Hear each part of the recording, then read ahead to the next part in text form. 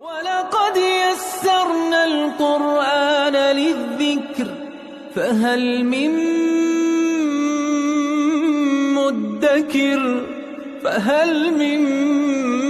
مُّدَّكِرٍ اعوذ باللہ من الشیطان الرجیم بسم اللہ الرحمن الرحیم الحمد للہ رب العالمین وصلی اللہ علی سیدنا و نبینا ابی القاسم المصطفى محمد وعلى آلہ الطیبین الطاہرین المعصومین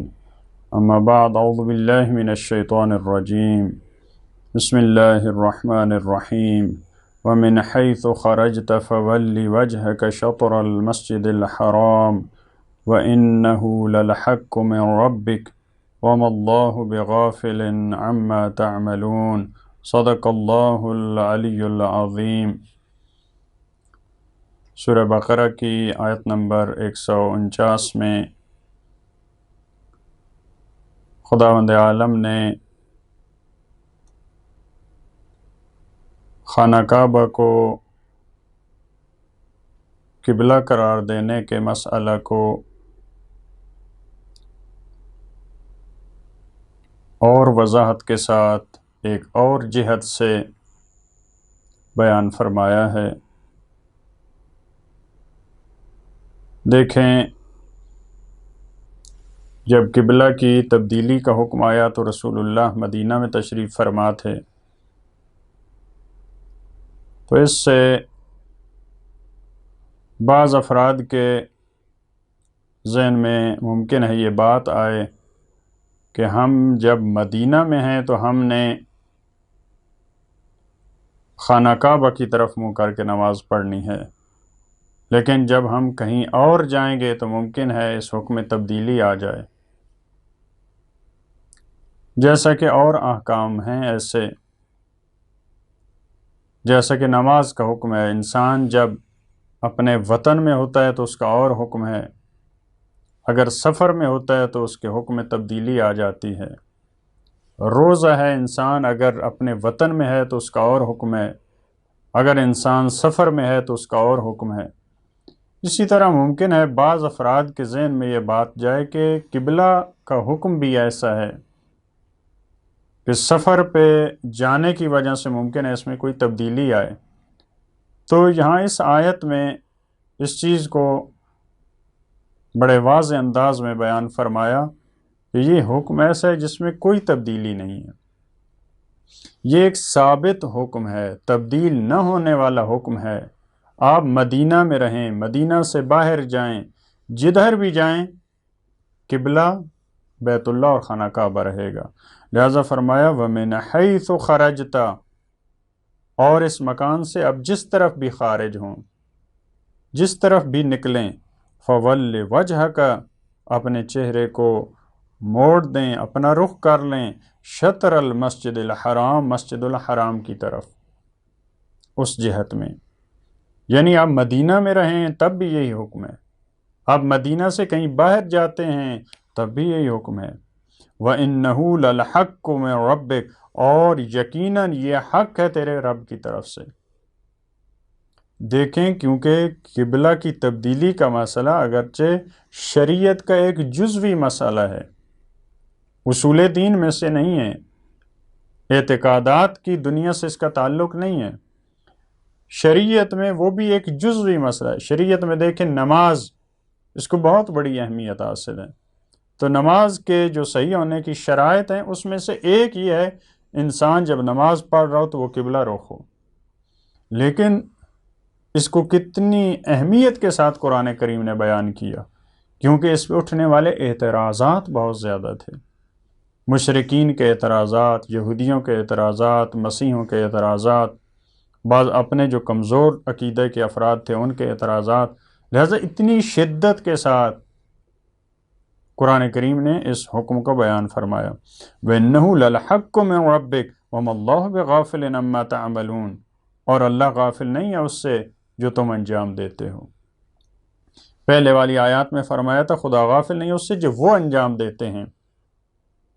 یعنی یہود و نصارہ اب مسلمانوں کو متوجہ کیا ہے کہ دیکھو جو تم کام انجام دیتے ہو پروردگار اس سے بھی غافل نہیں ہے۔ چاہے وہ قبلے کا مسئلہ ہو، تمہارے اندر کیا ہے، تم جب سفر میں جاتے ہو تو تم وہاں پہ کیا کرو گے، ان سارے کاموں سے پروردگار آگاہ ہے۔ یہ آج بھی ہمارے لیے اس میں یہ آیت آج بھی ہر ایک کو مخاطب قرار دیتے ہوئے یہ میسج دے رہی ہے کہ جو کچھ تم انجام دیتے ہو، جس پہ عمل کا نام صادق آتا ہے، یہ کام ہے، کوئی بھی تمہارا فعل ہے، پروردگار عالم اس سے غافل نہیں ہے، اس سے آگاہ ہے۔ پھر اسی مسئلے کی تاکید دوبارہ، وَمِنْ حَيْثُ خَرَجْتَ فَوَلِّ وَجْهَكَ شَطْرَ الْمَسْجِدِ الْحَرَامِ، اور یہاں سے تم جہاں کہیں بھی نکلو اپنے رخ کو مسجد الحرام کی طرف کرو۔ دیکھیں بالکل اسی آیت کا وہ جو حصہ پہلے آیت میں تھا اسی کا بالکل تکرار ہے، لیکن اس کے بعد والا وَحَيْثُ مَا كُنْتُمْ، دیکھیں یہاں پہ رسول اللہ کو خطاب تھا، اس سے پہلے والی آیت میں مِنْ حَيْثُ خَرَجْتَ رسول اللہ مخاطب ہیں، پھر اگلی آیت میں وَمِنْ حَيْثُ خَرَجْتَ فَوَلِّ، ایک ایک مخاطب رسول خدا اب پورے مسلمان امت کو مخاطب قرار دیتے ہوئے وَحَيْثُ مَا كُنْتُمْ، اب جمع کے لیے، اور تم جہاں کہیں بھی ہو اے مسلمانوں، فَوَلُّوا وُجُوهَكُمْ، تم اپنے چہروں کو پھیر لو، اپنا رخ کر لو شطرہ مسجد الحرام کی طرف، یعنی تم بھی سفر میں نکلو، جہاں کہیں بھی نکلو، تم دنیا کے جس حصے میں بھی ہو، تمہیں خانہ کعبہ کی طرف رخ کر کے نماز پڑھنی ہے۔ اب یہاں پہ فلسفہ بیان کیا ہے کہ یہ جو قبلہ کی تبدیلی کا حکم تھا یہ ہم نے کیوں دیا، لِأَلَّا يَكُونَ لِلنَّاسِ عَلَيْكُمْ حُجَّةٌ، تاکہ نہ رہے لوگوں کے پاس تمہارے خلاف کوئی دلیل۔ ایک تو اس وجہ سے ہم نے، کیونکہ وہ تم پہ اعتراض کرتے تھے، وہ کہتے تھے کہ تمہارا اپنا قبلہ نہیں ہے، تم ہمارے قبلے کی طرف نماز پڑھتے ہو، لہٰذا ایک تو یہ ان کو جواب دیا اور ان کا آپ کہیں کہ منہ بند کیا اس طریقے سے، لِأَلَّا يَكُونَ لِلنَّاسِ عَلَيْكُمْ حُجَّةٌ، تاکہ اہل کتاب کے پاس تمہارے خلاف کوئی حجت نہ ہو، وہ تمہارے خلاف کوئی حجت قائم نہ کر سکیں، لہٰذا ہم نے اس کو تبدیل کر دیا، إِلَّا الَّذِينَ ظَلَمُوا مِنْهُمْ، ہاں مگر ایک گروہ ایسا ہے جو اس کے بعد بھی تمہارے خلاف حجتیں قائم کرے گا، جو ایک خاص گروہ ہوتا ہے، جو ضدی ہوتا ہے، جو کبھی ماننے والا نہیں ہوتا، وہ تو پھر بھی یہ باتیں کریں گے، إِلَّا الَّذِينَ ظَلَمُوا مِنْهُمْ، ہاں مگر وہ لوگ ان میں سے جو ظالم ہیں وہ پھر بھی حجتیں قائم کریں گے، وہ بالکل مطمئن نہیں ہوں گے، ان کے اعتراضات اپنی جگہ پہ قائم رہیں گے۔ فَلَا تَخْشَوْهُمْ وَاخْشَوْنِي، پس تم نہ ڈرو ان سے، وَاخْشَوْنِي، اور تم ڈرو مجھ سے۔ انسان کے دل میں خشیت خدا ہونی چاہیے، انسان کے دل میں خوف خدا ہو، میرے احکامات کے سامنے تم جھکو، اس کے سامنے تمہیں خضوع اور خشوع کرنا چاہیے، ان سے تمہیں نہیں ڈرنا چاہیے۔ یہ قرآن کریم کی مختلف آیات میں مختلف انداز میں پروردگار عالم نے بار بار اس کو بیان کیا کہ تمہیں یہود و نصارہ سے نہیں ڈرنا، تمہیں کفار سے نہیں ڈرنا، تمہیں دشمنان خدا سے نہیں ڈرنا، مجھ سے تم نے ڈرنا ہے۔ ایک یہ تھا اس کا فلسفہ کہ وہ تمہارے خلاف حجت قائم نہ کر سکے۔ دوسرا فلسفہ وَلِأُتِمَّ نِعْمَتِي عَلَيْكُمْ، اور یہ قبلہ کو اس وجہ سے تبدیل کیا وَلِأُتِمَّ نِعْمَتِي عَلَيْكُمْ، تاکہ میں اس ذریعے تمام کروں اپنی نعمت کو تم پر، میں اپنی نعمت کو اس ذریعے تم پہ تمام کرنا چاہتا ہوں۔ یہ ایک بہت بڑی نعمت ہے۔ دیکھیں آپ کا دین مستقل دین ہے، آپ کا نبی مستقل نبی ہے، آپ کا قبلہ بھی جو آپ کے دادا ابراہیم نے بنایا تھا، جس کی تعمیر کی تھی، اس کو ہم نے قبلہ بنا دیا، تو یہ بہت بڑی نعمت ہے۔ دیکھیں بہت ساری نعمتیں امت مسلمہ پہ پروردگار کی، یہ تغییر قبلہ والا مسئلہ یہاں فرمایا وَلِأُتِمَّ نِعْمَتِي عَلَيْكُمْ، اور فتح مکہ کے موقع پہ وہاں بھی فرمایا وَيُتِمُّ نِعْمَتَهُ، اور جب دین مکمل ہوا غدیر کے مقام پہ، وہاں دیکھیں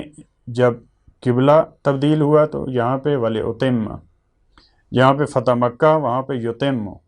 لیکن جب غدیر میں مولا کائنات کی ولایت اور امامت کا اعلان ہوا، وہاں فرمایا اتممت علیکم نعمتی، وہاں فعل ماضی کے ساتھ بیان کیا، وہاں ساری نعمتیں تمام ہو گئیں۔ وَلَعَلَّكُمْ تَهْتَدُونَ، اور اس وجہ سے یہ قبلہ کی تبدیلی کا ہم نے حکم دیا کہ شاید تم ہدایت یافتہ ہو جاؤ۔ اس کے ذریعے پروردگار تمہاری ہدایت کرنا چاہ رہے ہیں، تمہیں صحیح راستے پہ لانا چاہ رہے ہیں،